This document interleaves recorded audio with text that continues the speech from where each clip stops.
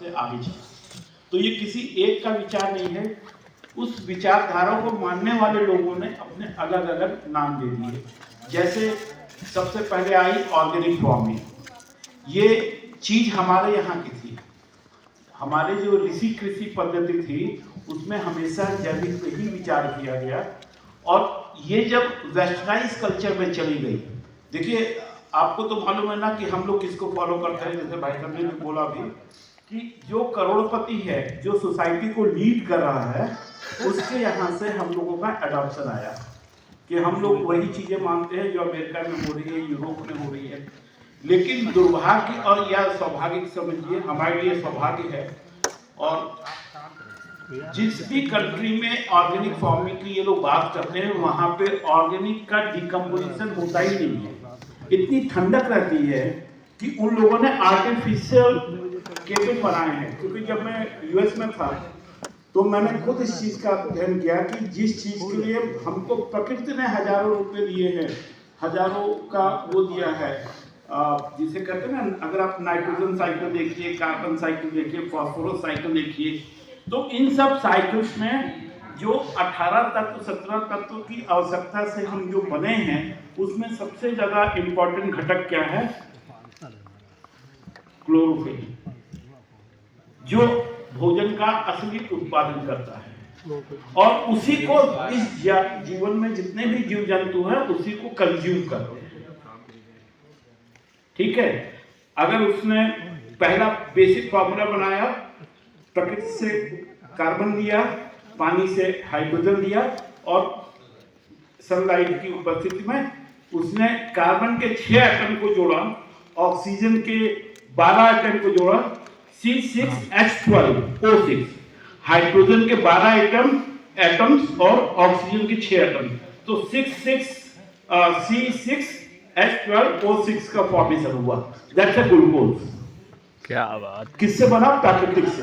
लेकिन इसके बाद जब हम एनपीके फॉर्म करते हैं तो उससे हमारे प्रोटीन, फैट और डिफरेंट टाइप के कंपोनेंट्स बनते हैं, और फिर साइक्लिक प्रोसेस में यही डिकम्पोज होता है। इसी साइकिल को पूरा करने के लिए हमको जैविक की जरूरत पड़ती है और केमिकल्स की जरूरत पड़ती है। केमिकल्स में जब हमने इसको विधा दिया तो हमने कहा यार ऐसा करो, नाइट्रोजन तो हमारे पास है नहीं, हम लोग नाइट्रोजन जो है आर्टिफिशियली जो 46% आता है, ये भी एक बड़ा ही वो डिबेट का विषय है कि 46% नाइट्रोजन लेकर हम लोग फार्मिंग करने लगे, जबकि हमारे पास ये कंपाउंड, जैसा अभी पूर्व वक्ता ने भी बोला कि 78% तो एटमॉस्फेयर में ही है। फिर जितने भी बॉडीज डिकम्पोज होती हैं, जितने लोग भी मरते हैं, वो भी तो सब आ जाता है वापस। तो जो प्रोसेस सिस्टम जो चालू हुआ वो सिस्टम वहीं से आया। अब वो लोग कहते हैं कि इस केमिकल को हटा दो और नेचुरल प्रोसेस से जो मिल रहा है उसी पे सर्वाइव करो। तो जैविक खेती को हमारी गवर्नमेंट ऑफ इंडिया ने जब पूरी स्टडी किया तो उन्होंने कहा कि ये ऑर्गेनिक फार्मिंग हम नहीं देंगे, और ऑर्गेनिक फार्मिंग का बेसिक कॉन्सेप्ट उन्होंने कहा कि इस फार्मिंग में हमको ट्रेसेबिलिटी चाहिए, क्योंकि इसके चक्कर में एक बार हम यूरोप भी गए थे, फ्रांस और जर्मन का भी मैंने विजिट किया था। तो वहां पे इन लोगों ने जो चीजें हमको बताई, जो चीजें दिखाई, वो चीज तो हमारे यहाँ जितने भी बुजुर्ग फार्मर्स हैं वो पहले से जानते थे, पहले से करते थे। और विडम्बना देखिए कि हम लोग यही सीखने के लिए लाखों रुपया खर्च करके, सरकार का भी पैसा खर्च करते हैं और जाते हैं वही बेवकूफी सीख के आते हैं। लेकिन जब इसको हम लोगों ने आइडेंटिफाई किया तो हम लोगों ने इसको उस पर नहीं माना, ऑर्गेनिक फार्मिंग नहीं माना। हमने कहा सर ये हमारे यहाँ जो परंपरा चलेगी, ये जैविक खेती के नाम से हम लोग पहले से करते हैं, इसलिए इसको चीजें सब वही है, इसको हमने अडॉप्ट किया ऑर्गेनिक फार्मिंग को जैविक खेती के रूप में। फिर इसके जब घटक बने, जैविक मीन्स कि जो स्मॉल, जो आपको बताएं कि एक किंगडम जो उसका है माइक्रोब्स का, वो बहुत बड़ा रोल प्ले करता है। उसकी पॉपुलेशन हमारे आपके पॉपुलेशन से कहीं ज्यादा है, और यही जो मित्र हैं ये हमको पॉजिटिव एनर्जी देते हैं, जो शत्रु है ये हमको डिसॉल्व करते हैं। और ये सारी जो विघटन है ये एनर्जी लेवल से ऊपर आ रही है सब।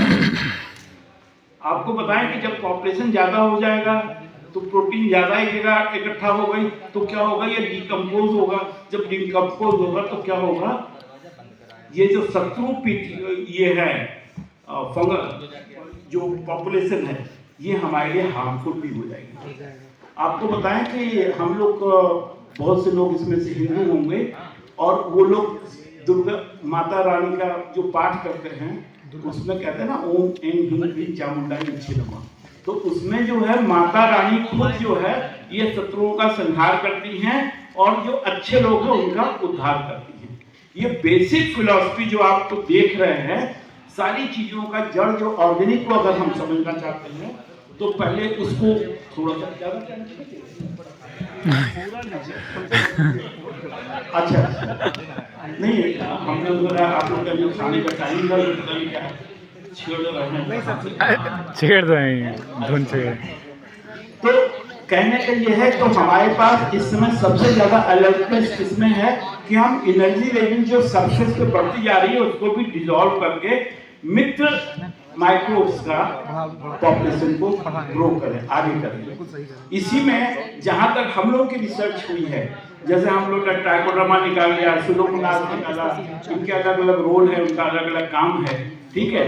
इसके बेस पे अभी तक जो फार्मिंग हो रही है, ठीक है, वो जैविक के अंतर्गत आ गई।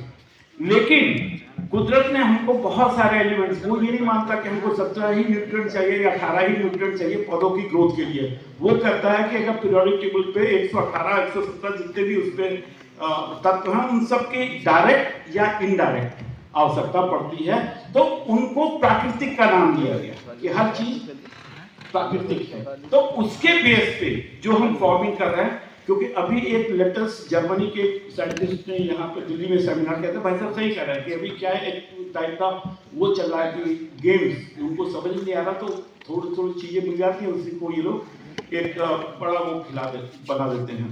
तो उन्होंने एक बायोडायनेमिक फार्मिंग का शुरुआत किया और हमने जो अपना अनुभव लिया कि हमको ना नाइट्रोजन की जरूरत है ना फास्फोरस की जरूरत है। अगर हम बायोडायनेमिक पे आ जाए तो हम काफी कुछ खेती में कंट्रोल कर सकते हैं, अपनापन ला सकते हैं और उसको आगे बढ़ा सकते हैं। लेकिन अब ये किस रूप में आएगी बायोडायनेमिक? अब ये ना तो प्राकृतिक खेती है ना तो ये जैविक खेती है।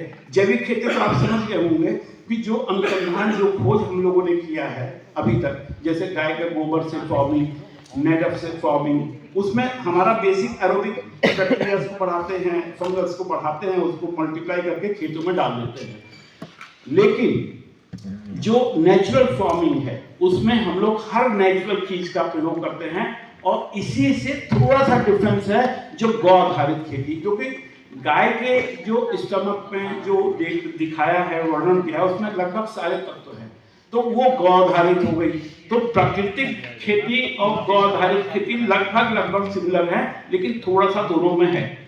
क्योंकि देखिए ये भी जो गाय है वो अपने जो कुछ भी खाएगी ऑर्गेनिक ही तो खाएगी, और उसको जो बाहर करती है तो वो खाद के रूप में, गोबर के रूप में करती है। उसको 6 टाइम तक आपने डिकम्पोज किया, वो फर्टिलाइजर बन गया, खाद बन गया। इसी प्रोसेस को, इसी चीज को हमारे पालेकर साहब ने क्या किया था कि एक ड्रम में लेकर प्रक्रिया